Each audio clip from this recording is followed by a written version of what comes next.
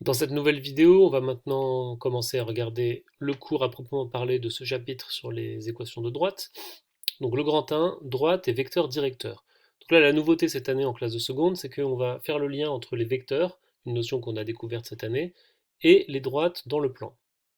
Donc les vecteurs, maintenant vous savez ce que ça veut dire les coordonnées d'un vecteur, hein, l'abscisse x et l'ordonnée y d'un vecteur. C'est le déplacement horizontal, le déplacement vertical que représente le vecteur. Bon bien, grand A, vecteur directeur d'une droite. Donc quand vous avez une droite, on peut parler d'un vecteur directeur de cette droite. Dire qu'un vecteur non nul U, donc U avec une flèche c'est un vecteur, dire que c'est un vecteur directeur d'une droite D, ça signifie qu'on peut trouver deux points A et B différents sur cette droite, tels que le vecteur AB représente le vecteur U, tel que U égale AB. Voilà, un vecteur directeur, c'est un vecteur en fait, intuitivement, c'est tout simplement un vecteur qui est dans la même direction que la droite. C'est-à-dire qu'on peut trouver deux points, pour peu que les deux points soient à la bonne distance pour que ça corresponde à la taille du vecteur, deux points de la droite, tels que si on prend le vecteur AB, eh ben c'est égal au vecteur U. Dans ce cas-là, on dit que U est un vecteur directeur de la droite. Donc exemple, donc un exemple avec un petit dessin. Donc vous voyez dans un repère orthonormé ici, on a la droite qui est dessinée en vert, la droite D. On a deux points A et B. Ben, ces deux points A et B, vous voyez, ils sont écartés de un carreau en abscisse et deux carreaux en ordonnée. Donc quand on va de A vers B, ça fait des coordonnées 1, 2. Eh bien, le vecteur AB est un vecteur directeur de cette droite. Donc en fait, quand vous prenez n'importe quel point différent sur la droite et vous créez un vecteur qui joint ces deux points, ça fera un vecteur directeur de la droite. Donc là, ici, le vecteur U qui est égal au vecteur AB, vous voyez, c'est le même, hein, c'est la même flèche, c'est un vecteur directeur de la droite. Et c'est le vecteur de coordonnées 1, 2. 1 pour l'abscisse, 2 pour l'ordonnée. En conséquence, hein, c'est ce qui est marqué ici, c'est qu'il y a une infinité de vecteurs directeurs. En fait, dès que vous avez un vecteur directeur, en multipliant par n'importe quel nombre k, un nombre réel non nul, ça vous donne un autre vecteur directeur. Donc regardez ici sur l'exemple qui est dans le dessin, vous avez une droite en vert, et bien les trois vecteurs rouges sont tous les trois des vecteurs directeurs. Vous avez un vecteur qu'on a appelé U, donc les coordonnées c'est moins 2, 2, moins 2 en abscisse, 2 en ordonnée. Bien, si vous prenez 2U, vous voyez c'est un vecteur qui est dans la même direction, parallèle entre guillemets, hein, mais pour les vecteurs on ne dit pas parallèle, on dit collinéaire. Moins 1,5u, vous voyez, c'est un vecteur qui va dans l'autre sens, mais qui est toujours collinéaire. Donc ces trois vecteurs sont collinaires, ils ont la même direction. Ce sont tous les trois des vecteurs directeurs de cette droite. Voilà. Poursuivons avec une deuxième définition dans ce grand A. Vous avez un point A. Vous considérez un point A quelconque et un vecteur U quelconque. Eh bien, à partir de ces deux entités, de ces deux objets, on peut créer une et une seule droite qui admet ce vecteur U comme vecteur directeur et qui passe par A.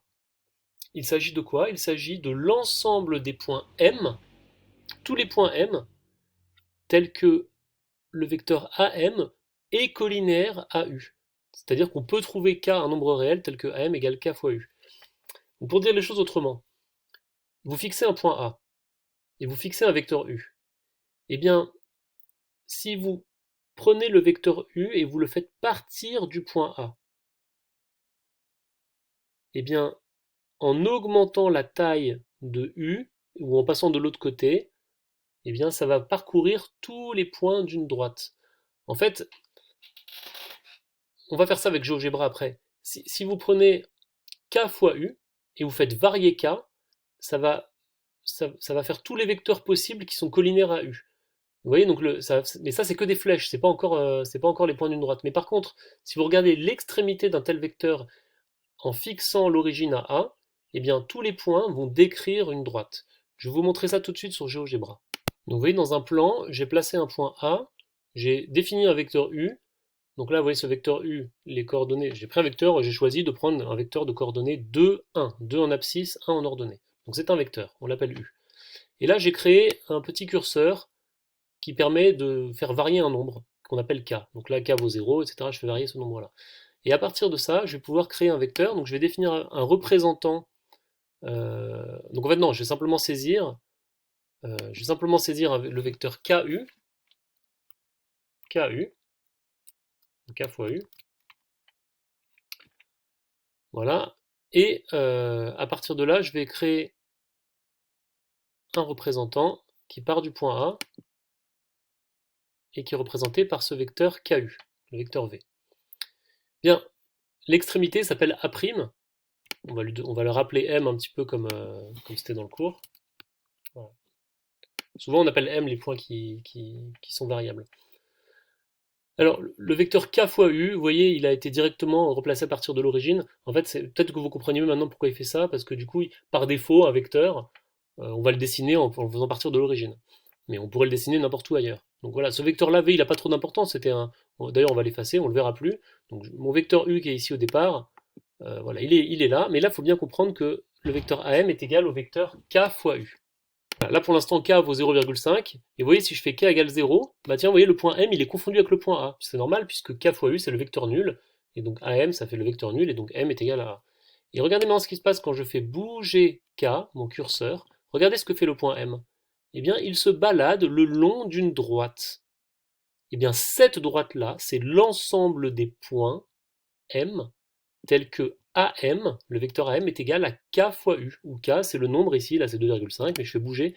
Alors là le K il va de moins 5 à 5, mais vous voyez bien que si, 5 si K est encore plus grand, bah, le point M, il partirait, oula pardon, je vais fermer ça, le point M, il partirait beaucoup plus loin vers le haut et vers la droite, et au contraire quand K devient négatif, le point M il part de l'autre côté, et il va dans les négatifs vers la gauche et vers le bas.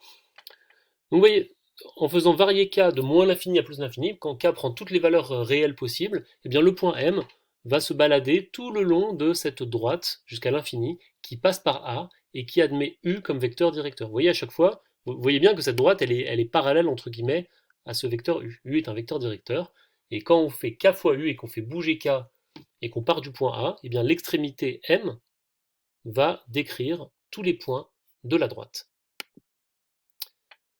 Voilà, alors j'espère que vous avez compris cette notion, ouais, on le voit un peu sur le dessin, voilà, c'est un peu le même genre de truc que j'ai fait sur GeoGebra. On a le temps de regarder le grand B de ce cours. Grand B, droite parallèle et droite séquente. Donc, comment, comment lier en fait, quel rapport il y a entre les droites parallèles et les vecteurs directeurs? Eh bien, c'est très simple, hein, vous avez deux droites, D1 et D2, avec des vecteurs directeurs donnés, U1 et U2. Eh bien, D1 et D2 sont parallèles, si et seulement si les vecteurs U1 et U2 sont collinaires.